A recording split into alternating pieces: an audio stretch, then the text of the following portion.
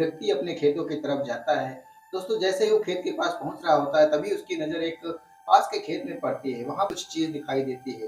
दोस्तों जैसे वह व्यक्ति उस खेत के पास पहुँचता है और वह देखकर दंग रह जाता है और उसके होश उड़ जाते हैं। दोस्तों ज़ोर-ज़ोर से चीखने-चिल्लाने लगता है। दोस्तों वहाँ पर एक ऐसी लड़की की लाश पड़ी हुई थी जिसकी उम्र लगभग 14 से 15 वर्ष की थी, यानी कि वो नाबालिग बच्ची थी।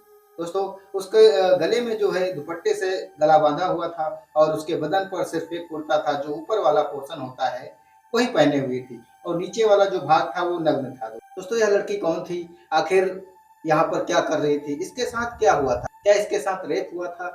ऐसी अनहोनी को अंजाम दिया गया था जिसे सुनकर सभी लोग हैरान थे। यह लड़की जो है किसी अपनों का ही शिकार हो गई। दोस्तों पूरी कहानी बताएँगे लेकिन आपसे एक निवेदन है कि अगर चैनल पे नए हैं तो वीडियो को लाइक करके चैनल को सब्सक्राइब कर लीजिए। इससे हमारा हौसला बढ़ता है दोस्तों। दोस्तों वीडियो को स्किप बिल्कुल भी ना करें, इससे आपको यह समझने में दिक्कत हो सकती है या समस्या हो सकती है कि इसमें एक्चुअल में गलती किसकी है और यह घटना की शुरुआत कहाँ से हुई।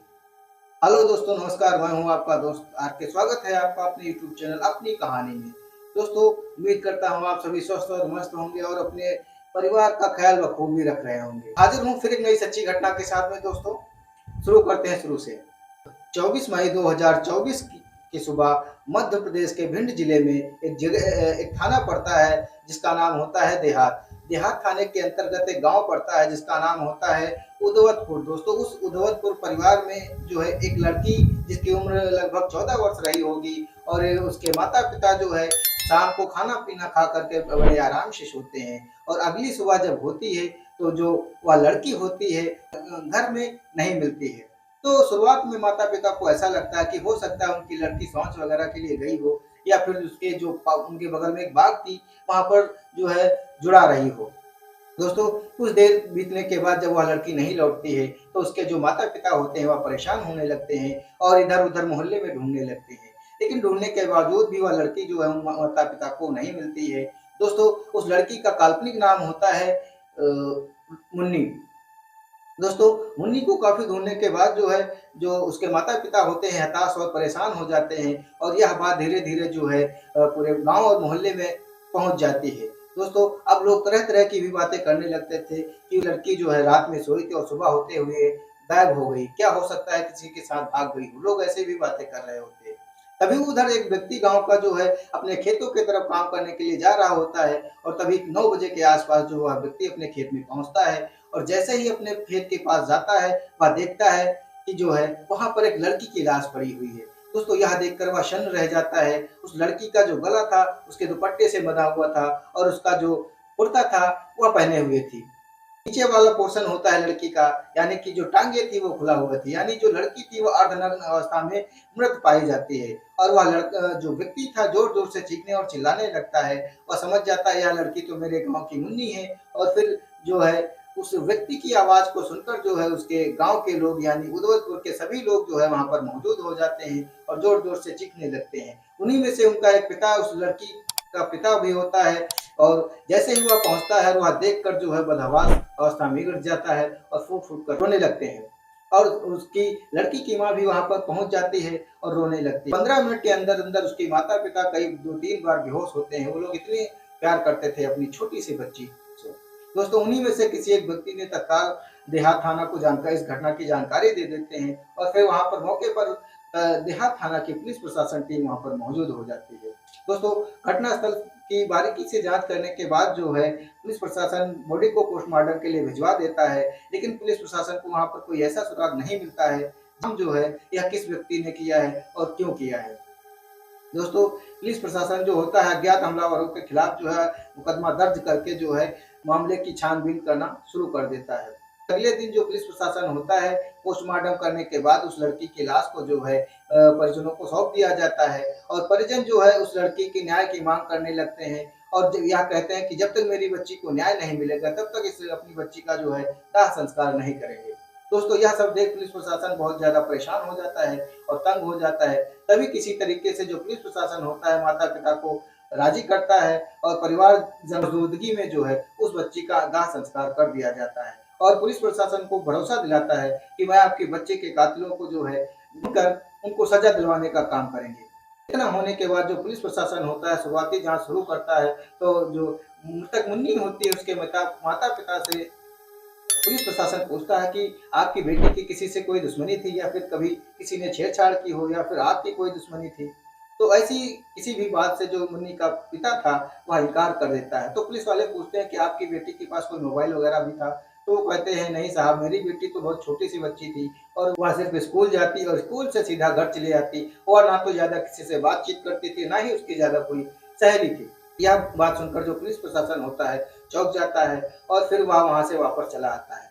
दोस्तों, लाख कोशिश करने के बावजूद जो है उस मुन्नी के कातिलों तक पुलिस नहीं पहुँच पा रही होती है और दोस्तों इधर-उधर काफ़ी चीज़ें पता करती है, लेकिन जो पुलिस थी उसके हाथ खाली के खाली ही रह जाते हैं। वक़्त गुज़रता जाता है थोड़ा धीरे-धीरे 1 महीने, 2 महीने, 3 महीने, 4 महीने और धीरे-धीरे जो है वक़्त गुज़र जाता है। मुन्नी के जो कातिल थे वो खुला घूम रहे होते हैं। दोस्तों, यह सोचकर उसके माता-पिता जो होते हैं बहुत मायूस होते हैं, बहुत ही दुखद भी होते हैं कि उनके बेटी के कत्ल करने वाले लोग जो है अभी तक ज़िंदा घूम रहे हैं। तो थोड़ा वक़्त और गुज़रता है, जो पुलिस प्रशासन होता है एक अपनी मुखबिरों की टीम को एक्टिव करती है और कहती है कि कुछ भी हो जाए, इस केस को हमको हर हाल में सॉल्व करना है। लेकिन दोस्तों, मुखबिरों के एक्टिव होने के बावजूद भी पुलिस प्रशासन को जो है इसका कोई लाभ नहीं मिलता है और वह जो केस था जहाँ का तहाँ जो है वैसे ही अटका का अटका रह जाता है। अब जो पुलिस प्रशासन होता है वह अपनी हार मान चुका होता है। धीरे-धीरे थोड़ा वक़्त और गुज़रता है, तो जो उसके परिवार वाले होते हैं मुन्नी के, वह लगातार थाने पर दबाव बना रहे होते हैं। लेकिन जो पुलिस प्रशासन होता है, उसके हाथ कोई भी ऐसी कड़ी नहीं लग रही थी, जिससे यह पता चल सके कि मुन्नी के कातिल कौन है। धीरे-धीरे इस घटना को लगभग 1 साल बीत जाते हैं और जो केस था वह ठंडा हो जाता है और जो मुन्नी के परिवार वाले भी होते हैं, वह भी समझ चुके थे बेटी को न्याय नहीं मिलेगा। लेकिन दोस्तों, अचानक जो है एक मुखबिर के माध्यम से पुलिस को पता चलता है कि इनकी जो बेटी थी, जिसकी उम्र लगभग 14 वर्ष की थी, वह किसी लड़के से बात करती थी, जिसका नाम नीरज है और वह जो है उदौलतपुर गाँव के पास गाँव पड़ता है, पुहार गाँव, उसी गाँव का रहने वाला है। दोस्तों, यह लीड मिलते ही पुलिस प्रशासन हरकत में आता है, होती है, वह जो है एक्टिव करता है और तुरंत जो है नीरज को अरेस्ट करने के लिए जो है वह टीम निकल जाती है। प्रशासन कुम्हार गाँव में पहुँचती है, मौके पर नीरज मिल भी जाता है और उसे अरेस्ट करके जो है थाना देहात बुलाया जाता है और उसे कड़ी पूछताछ करना शुरू कर देती है। लेकिन जो नीरज था वो यही बात बोल रहा था कि मुझे कुछ नहीं पता, मुझे कुछ नहीं पता और ना ही मैं किसी मुन्नी को जानता हूँ, ना ही मैंने कुछ किया है। दोस्तों, तभी एक टीम जो होती है मुन्नी के माता-पिता के पास भेजी जाती है और फिर से एक बार इस केस को जो है शुरू किया जाता है। दोस्तों, यह लीड मिलने से इस केस में थोड़ी-सी जान आ चुकी थी और जो दूसरी टीम थी जब उनके माता-पिता के पास जाती है, कहती है कि आपकी बेटी की कोई ऐसी सहेली थी जिससे यह पता चल सके कि उसके टच में कौन-कौन था। तब यह बात एक निकल कर आती है कि हाँ, मेरी बेटी की एक सहेली थी, हो सकता है आपको उससे कोई जानकारी मिले। तो पुलिस प्रशासन उन्हीं की सहेली के घर जाता है। वहाँ से एक ऐसी लीड मिलती है जिससे नीरज का बच पाना बड़ा मुश्किल हो जाता है। मुन्नी की सहेली पुलिस प्रशासन को बताती है कि मुन्नी नीरज से प्यार करती थी। उसका जो अफेयर है काफ़ी महीनों से चल रहा था और नीरज ने उस जो है मुन्नी को एक मोबाइल लेकर के भी दिया था, जो जिससे जो मुन्नी थी वह नीरज की बात हुआ करती थी। यह बात सुनते ही मामला एकदम केस जो था एकदम उल्टा पड़ जाता है और फिर जो है इस कहानी में एक नया मोड़ आ जाता है। दोस्तों, जैसे ही मोबाइल नंबर लेकर के उसकी कॉल डिटेल पुलिस निकलवाती है, तो यह साफ हो जाता है जो नीरज गोल-मटोल बातें कर रहा है, अब वह फँसता हुआ नज़र आता है। और इस कॉल डिटेल के आधार पर जो पुलिस प्रशासन होता है, नीरज उर्फ बिल्ला से काफ़ी कड़ी पूछताछ करना शुरू कर देता है। दोस्तों, कुछ ही घंटों के बाद जो नीरज होता है टूट जाता है और फिर ऐसी एक कहानी बयान करता है, जिसे सुनकर आपके रोंगटे खड़े हो जाएँगे, आपका दिमाग घूम जाएगा, आपके पैरों तले जो है ज़मीन खिसक जाएगी दोस्तों। के इस कुकर में एक लड़का और भी शामिल होता है जिसका नाम छोटू होता है। वह भी उसी के गांव के रहने मुन्नी के गांव का रहने वाला होता है। छोटू और नीरज जो होते हैं मित्र होते हैं। दोस्तों, कहानी को पूरी जानकारी के लिए जो है हमको चलना होगा 1.5 साल पहले।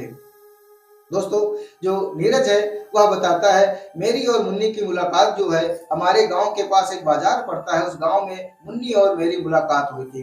जो थी अपने माता पिता की इकलौती बेटी थी और उसकी उम्र महज 14 साल रही थी। दोस्तों, माता पिता जो है उसे बहुत प्यार करते थे। उन्हीं की वहीं के पास प्राइवेट कॉलेज में वह मुन्नी जो है पढ़कर जो है अपनी पढ़ाई कर रही होती है। मुन्नी बेहद ही खूबसूरत और आकर्षक बदन वाली लड़की होती है। दोस्तों मुन्नी की जो हंसमुख होते हैं और किसी से भी बड़े प्यार से और अच्छे आदर सम्मान से बात करती थी। नीरज ने इसी बात का फायदा उठाया और जो है नीरज भी उससे बात करने लगा। दोस्तों नीरज जो था उदवतपुर गांव के पास एक जगह पड़ती है कुम्हार गांव, वहीं का रहने वाला होता है। उसकी उम्र लगभग 17 वर्ष के पास रही होती है। गांव से करीब कुछ दूरी पर एक बाजार पड़ता है, वहां पर एक दुकान पर मिला था और फिर जैसे ही वह मिला तो वह उससे बात करने लगा। इसे फंसाने के चक्कर में लग जाता हूँ और फिर धीरे धीरे जो है काफी इम्प्रेस करने के बाद यह जो मुन्नी होती है मेरे जाल में फंस जाती है। दोस्तों एक दिन अचानक यह मुन्नी और नीरज जो है एक सुनसान रास्ते पर मिलते हैं और फिर जो नीरज होता है अपने प्यार का इजहार मुन्नी से कर देता है और मुन्नी भी चाहकर भी मना नहीं कर पाती है, क्योंकि मुन्नी भले ही दिखने में छोटी थी या उम्र में छोटी थी, लेकिन उसका जो मन था काफी बड़ा हो चुका था और वह उसके प्यार को एक्सेप्ट कर लेती है। धीरे धीरे जो मुन्नी थी अपने माता पिता के फोन से नीरज को कभी कदार कॉल करती और बात होती रहती। तो एक दिन जो नीरज होता है वह मुन्नी को कॉल करता है और कहता है मुझे आपसे मिलना है। करीब 9 बजे के आसपास जो मुन्नी होती है अपने घर से निकलती है और कुछ दूरी पर उसके खेत होते हैं, खेतों पे चली जाती है और नीरज जो होता है रात को करीब 9 साढ़े 9 बजे के आसपास वह भी वहां पर आता है और मुन्नी और इन दोनों के बीच जो है प्यार और रोमांस भी होता है और फिर जो मुन्नी होती है खुद को रोक नहीं पाती है और इन दोनों के बीच जो है शारीरिक संबंध बनते हैं। दोस्तों इतना होने के बाद जो मुन्नी होती है उसे एक नया जोश मिलता है और इस नए जोश को वह एंजॉय करना चाहती थी। वक्त बाद जो है नीरज और मुन्नी एक दूसरे से लगातार मिलने लगे और फिर जो है इन दोनों के बीच काफी जो है दोस्ती बढ़ जाती है, काफी प्यार बढ़ जाता है। नीरज तो सचमुच में इसे प्यार करने लगा था और इसे अपना दिल दे बैठा था, इसे इतना प्यार करता था लाखों रुपए इसके पीछे उसने खर्च कर दिए थे। दोस्तों एक दिन मुन्नी इससे कहती है कि मैं अपने मोबाइल से बात नहीं कर पाऊंगी क्योंकि मेरे जो पापा हैं बहुत ही स्ट्रिक्ट है, अगर मुझे घर में कुछ पता चला तो मुझे जान से मार देंगे। तभी जो नीरज होता है वह मुन्नी के लिए जो एक नया फोन खरीद कर देता है। मुन्नी इस नीरज के इस गिफ्ट से बहुत ज्यादा खुश होती है, बहुत ज्यादा एक्साइटेड होती है और फिर जो नीरज होता है वह भी मुन्नी को इतना प्यार करता था कि उसके लिए जान भी दे सकता था और जान ले भी सकता था। थोड़ा वक्त और गुजरता है तो इन दोनों की जो मुलाकातें थे अक्सर होने लगती हैं, कभी स्कूल में तो कभी स्कूल के बाहर, तो कभी बाइक पर कहीं लॉन्ग ड्राइव पर जा रहे हैं तो कहीं रेस्टोरेंट जाते हुए दिख जाते थे।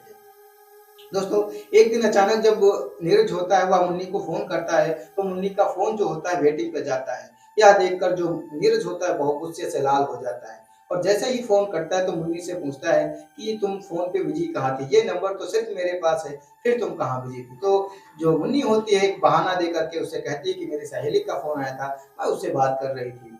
यहाँ तक तो ठीक था, जो नीरज था उसकी बात मान लेता है। और गुजरता है तो एक दिन नीरज होता है उदवतपुर गांव में आता है मुन्नी को देखने के लिए, उसे दीदार करने के लिए। तभी उसका एक दोस्त मिलता है जिसका नाम छोटू होता है, वह भी उदवतपुर का ही रहने वाला होता है। तो उदवतपुर जो छोटू होता है वह पूछता है कि भाई यहाँ पे क्या कर रहे हो। तो दोस्तों में तो जानते हैं दोस्तों, जैसे कोई बंदा है तो वह अपनी गर्लफ्रेंड या बॉयफ्रेंड के बारे में पूछने लगता है। तो ऐसे ही हंसी मजाक में उसने भी कहा यहाँ किसी माल से मिलने आए हो क्या। तो वह छोटू से कहता है कि हाँ यहाँ पर मेरी लवर रहती है। तो जैसे ही उस लड़की का नाम मुन्नी बताता है तो छोटू कहता है देखो तुमने अभी तक जो विश किया लेकिन अब छोड़ दो, वो लड़की अच्छी नहीं है। वह कई लड़कों से बात करती है और दिखने में भले ही छोटी है लेकिन काफी अपनी उम्र से भी ज्यादा वह बड़ी हो चुकी है, काफी तेज और चालाक लड़की है। यह सुनते ही जो नीरज होता है अपना आपा खो देता है और छोटू से नाराज होकर के चला जाता है। लेकिन यह बात जो है उसके दिमाग में गूंजने लगती है और फिर अचानक ही जब उस दिन शाम को फिर बात होती है नीरज और मुन्नी की, तो इस बात को जो नीरज होता है फिर छेड़ता है। लेकिन मुन्नी भी इस बात को जो है साफ इनकार कर देती है और यह जो मामला था वह छोटू पे ही डाल देती है। कहती है कि उस पे उसकी मेरे पर नजर है इसलिए वो तुमको ऐसी बातें बोल रहा है। एक दिन जो मुन्नी होती है वह स्कूल जा रही होती है और फिर किसी लड़के के साथ में बाइक से निकलती है और जो नीरज होता है यह नजारा वह देख लेता है। अब यह जो नीरज था बिल्कुल इसके ऊपर जो पहले शक था अब यकीन में बदल चुका था। मुन्नी के ऊपर इतना गुस्सा था कि अगर मुन्नी मिल जाए तो सच में उसकी जान ले ले। नीरज होता है मुन्नी को सबक सिखाने के लिए एक प्लान बनाता है। 24 मई 2024 की रात को करीब 9:30 बजे अपने दोस्त के साथ जो है मुन्नी को मिलने के लिए बुलाता है। दोस्तों जैसे ही मुन्नी अपने खेतों पर उससे मिलने के लिए जाती है वह देखकर डर जाती है, लेकिन जो नीरज होता है वह कहता है डरो नहीं, ये छोटू है, तो मेरा दोस्त है। लेकिन जैसे ही मुन्नी वहां पर पहुंचती है तो नीरज जो होता है उसका फोन ले लेता है और फोन चेक करने लगता है। दोस्तों फोन में काफी सारी कॉल डिटेल्स और जो है काफी लड़कों के साथ में जो है उसकी फोटोज मिलती है। तो यह देखकर जो नीरज होता है बहुत ज्यादा गुस्सा हो जाता है और दिमाग खराब हो जाता है और उसे जान से मारने की भी धमकी देने लगता है। लेकिन दोस्तों थोड़ा वक्त और गुजरता है तो जो मुन्नी होती है वह उसे समझा रही होती है, लेकिन जो नीरज था वह समझने के लिए तैयार नहीं होता है। और फिर यह जो मुन्नी थी, जो नीरज था जो नीरज था मुन्नी के साथ में जबरदस्ती करने लगता है। लेकिन जो मुन्नी थी उसे बिल्कुल भी मना नहीं करती है। वो समझ रही थी कि नीरज गुस्सा है, इसको जो करना है कर लेने दो। नीरज जो होता है अपनी अपनी भड़ास जो है उसके हवस के रूप में निकालता है और उससे काफी तेज तेज से संबंध बनाता है। दोस्तों हद तो तब हो जाती है जब नीरज कहता है कि देखो अब तक तो ठीक है, अब मेरा दोस्त जो छोटू है वो भी तुम्हारे साथ संबंध बनाएगा। यह सुनते ही मुन्नी जो है परेशान हो जाती है, रोने लगती है, कहती है मुझे माफ कर दो, मैं कभी ऐसा नहीं करूंगी। लेकिन जो नीरज था वह माफ करने वाला व्यक्ति नहीं था। उसने मुन्नी से इतना प्यार किया था कि वह किसी और लड़के के साथ में नहीं देख सकता था। फिर जो मुन्नी होती है उसके पैर जो है नीरज पकड़ता है और फिर छोटू भी उसके साथ में संबंध बनाता है। दोस्तों पूरी रात में करीब 3-4 से बार यह दोनों बारी बारी से उसके साथ संबंध बनाते हैं और फिर करीब 4 बजे के आसपास उसके दुपट्टे से ही इसका गला कसकर हत्या करके निकल जाते हैं। इस तरह से दोस्तों एक जो नीरज होता है अपने प्यार का ही गला घोट देता है, जबकि उसमें कितनी सच्चाई थी यह भी नहीं पता था और सर पे खून सवार हो जाता है और एक नाबालिग बच्ची को जो है जान से मार देता है। दोस्तों मुन्नी की हत्या के आरोप में छोटू और जो नीरज थे उनको जो है 376, 302 और पॉक्सो एक्ट के तहत जो है सजा हो जाती है। अब यह दोनों जेल काट रहे हैं। दोस्तों क्या इस घटना को टाला जा सकता था? क्या यह जो नीरज था इसे संयम से काम लेना चाहिए था? इस पूरी घटना पे आप लोगों की क्या राय है? कमेंट बॉक्स में अपनी राय जरूर दें। और दोस्तों आप सभी से मेरा निवेदन है कि अगर आप अपने बच्चे से दूर हैं और अपने बच्चों के बारे में जो है सोचते हैं, सच में प्यार करते हैं, तो उन्हें टाइम दीजिए और उनकी छोटी बड़ी जो है गलती या छोटी बड़ी मूवमेंट पे जो है नजर रखें, ताकि आपको पता चल सके कि सच में आपके बच्चे के मन में क्या चल रहा है, आपकी बच्ची के मन में क्या चल रहा है, कहीं वह किसी गलत दिशा में तो नहीं जा रहा।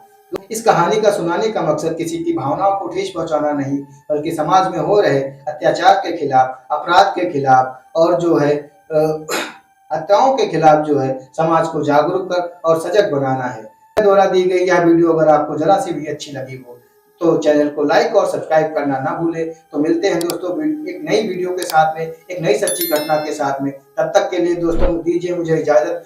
जय हिंद, जय भारत।